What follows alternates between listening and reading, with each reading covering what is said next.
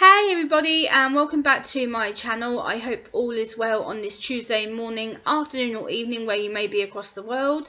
And today I've got a Daily Express newspaper article for you, and the headline reads, Autism Signs. Many adults with autism go undiagnosed and signs to spot. So I wrote down the most important points from the article that I want to read about, and then you'll hear my own brief experiences of being diagnosed as an adult and what it means for me now. So let's get into it.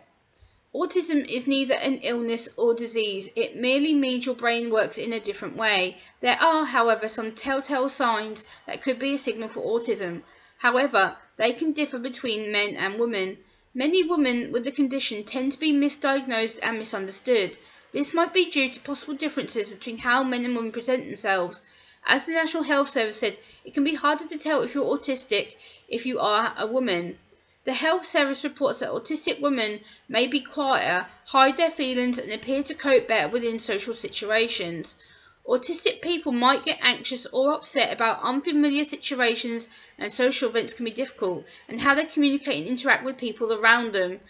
Around 42% of women and girls with autism receive at least one misdiagnosis before finally finding out they are truly autistic.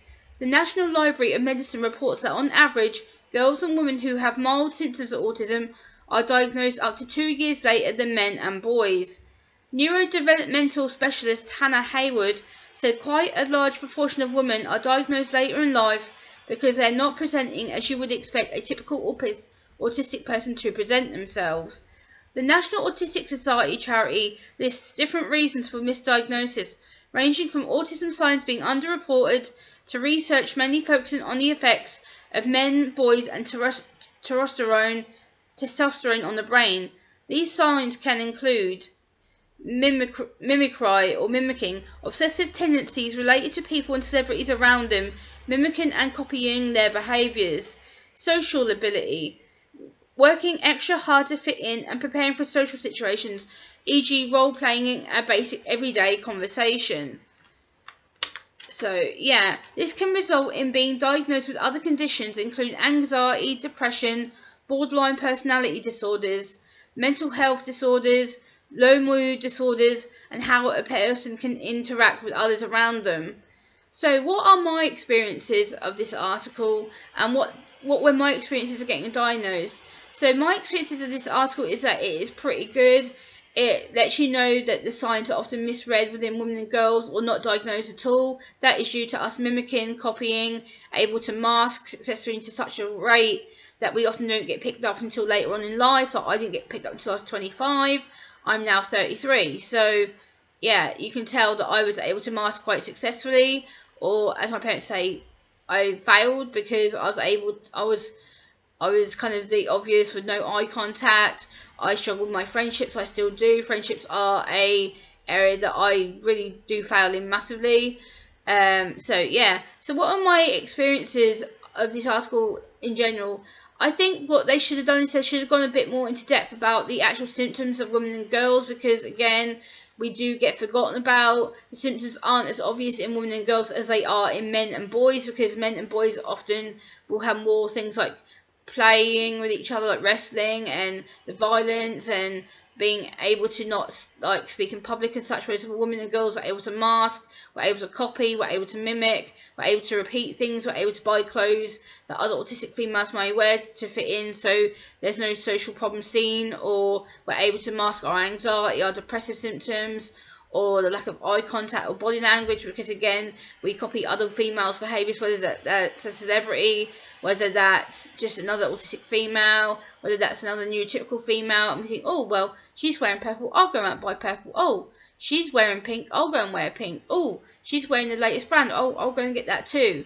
So, yeah, I want to just talk about my own experiences of being diagnosed later on in life. So what were my experiences? My experiences of getting diagnosed with autism was really difficult, as the first time my family had been doing research behind my back. I remember coming home to my dad's girlfriend's house at the time. They had lots of books on the floor which they had photocopied and had my name highlighted on multiple pages. I must admit I was so angry and upset and betrayed. I stormed out of that house and went to my auntie's house to chat to her about it and to express my frustration and anger to her. Then she calmed me down and was able to get me to a rational level. So then we later got up the National Autistic Society website and we began talking through the symptoms and triads, and she explained that it wasn't something to be ashamed of or to hide it. And she made me realise it wasn't a negative thing to be diagnosed with if I was to get diagnosed. So my aunt and dad later then convinced me to go to the local doctor's surgery or physician's office for you guys in the States and Canada. And the local doctor who saw me for 5 minutes, who met me, told me point blank to my face and to my parents that I wasn't autistic. So I was at this point very happy and refused to go back because I thought nothing was wrong with me. I refused to go back for around 6 months. So I was so convinced and certain that I had nothing wrong with me, or that I had no problems, that I didn't want to go back to the doctors. I point blank refused. I was just argumentative and didn't want to go back. I was like, nope, nope, nope, nope, not going back. But later on, my dad, my mum and my auntie convinced me again to go back and get reassessed and talk to the doctors. At this point, I was referred to a mental health link worker called Alan. And Alan was a fantastic man.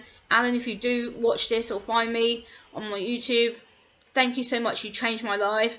Alan was a mental health link worker at my local GP, doctor's surgery physician's office for you guys in the States and Canada. He then began to tell me a story because I was very upset and anxious at this point. I didn't really realise I had depressive behaviour. I didn't realise that I was so anxious to the point I wasn't getting my words out properly.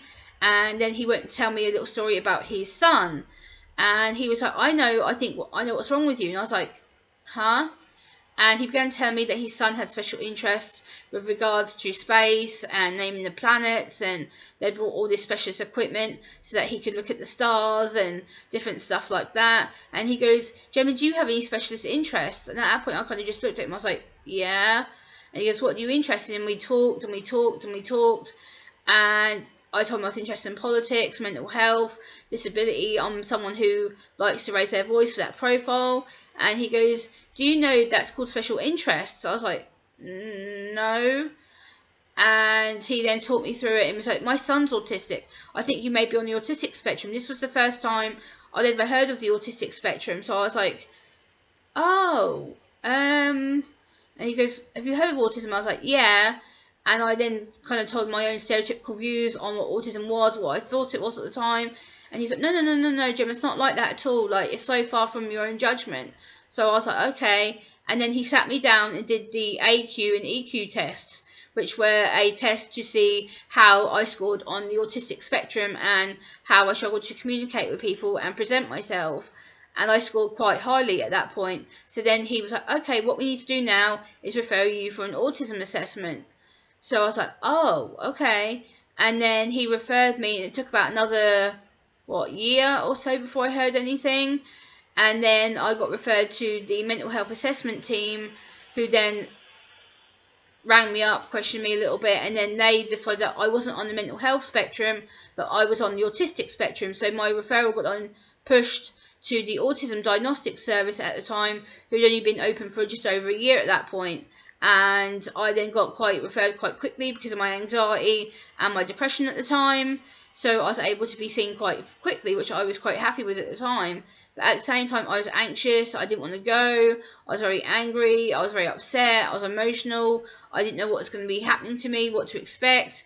And I got there, and there was these 3 people there. There was the psychiatrist, the psychologist, and the social worker. And I got there, and they sat there and they talked to me about my interests and who I am, what do I do, do I understand what's happening. And obviously I did understand at that point what was happening to me, so I kind of had to go through all my childhood. My mum had written diaries down of milestones I hadn't hit. She wrote down all my school stuff. I had to take all my school records with me because they wanted to look through all my teachers' comments about me and how I struggled through my high school life, how I struggled through my college life. And then they decided to come to a agreement that a diagnosis was in order. So I went to their autism diagnostic support group, and I was finally diagnosed with high functioning autism in 2014, age 25. So I just thought I'd share a little bit of my diagnosis story with you. And yeah, it's been the best thing for me. I've obviously become a very self-advocate for myself and other people, and I try and break down the stigmas of autism with regards to women and girls, and hopefully I help break down autism so it's not so much of an overloading topic to talk about. and I make it a more light-hearted topic and easier to understand from my own autistic perspective. I only always talk from my own autistic perspective. I don't talk for the whole autistic community. So if you've enjoyed this video, please give it a like, comment, share and subscribe, and I will be back next time. Bye guys.